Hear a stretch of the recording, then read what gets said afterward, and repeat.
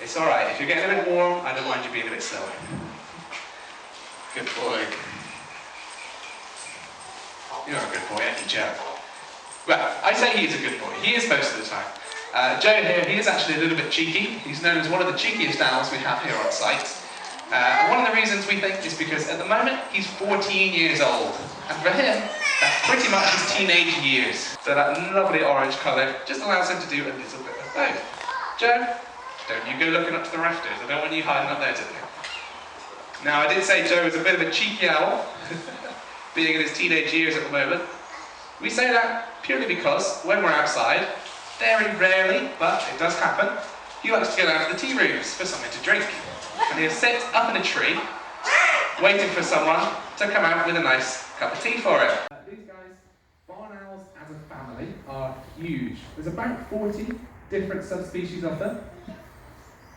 And you're pretty much going to find a species of barn owl on every single continent in the entire world.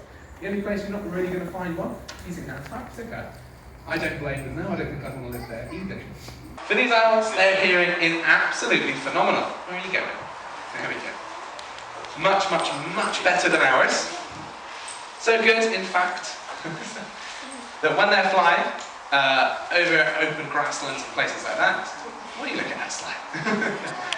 They'll only fly about 1 or 2 meters off the ground. Now, you might be wondering why they fly so low to the ground. That's for a good reason. Basically because, from that distance, they're actually able to pick up the heartbeat of that field dog. So with their hearing, they can just about detect the very, very subtle noise that the heartbeat makes. But now, the way they have such good hearing, you remember that lovely facial disc that you can see. It's that lovely heart-shaped panel of feathers around his face. Now, the way they have such good hearing is that lovely facial disc that you can see. Fleshy bits we've got. It's that lovely heart-shaped panel of feathers around his face, around his eyes, beak.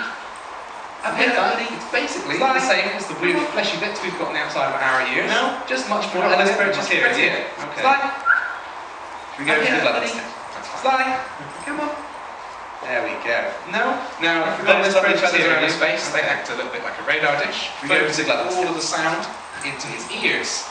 Now, the actual ears, those lovely feathers around his face, they act a little bit like a radar dish. I'm not sure if you guys have seen, there's a few images on the internet float around every now. The actual ears of an owl underneath, they're not very elegant, they're not very pretty, very strange. I'm not sure if you guys have seen, there's a few images on the internet float around every now and again. But for Sly, much more active in his hunting. There you go. I'll have that piece of chicken back, thank you. He'll be out over farmers' fields, heathland, moorland, places like that. Sorry, Sly. There you go. Actively looking for his prey.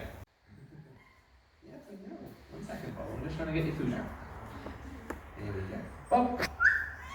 Down here, look. Good boy. There we go. So, Bob here, lovely, beautiful tawny owl. But if you guys have had a chance to have a look around the sanctuary, you might be thinking, oh, that looks quite different to the other tawny owls I've seen. And you'd be right. Now you might be wondering why Bob here is lovely and grey like this. Well, it's actually a very, very rare trait that you find in tawny owls. But we're actually seeing more of it coming forward.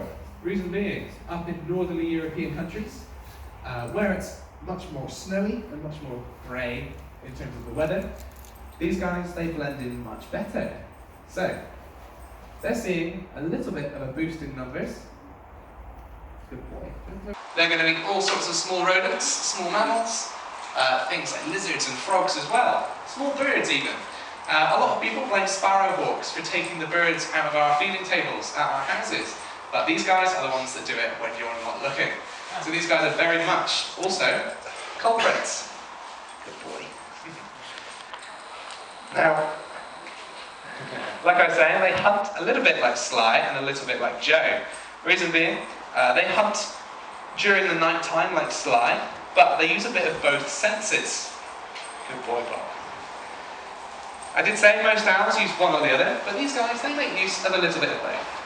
So as you can see, he's got a lovely pair of nice dark black eyes, and that dark black colour helps to absorb lots of light into his eyes when the sun's gone down.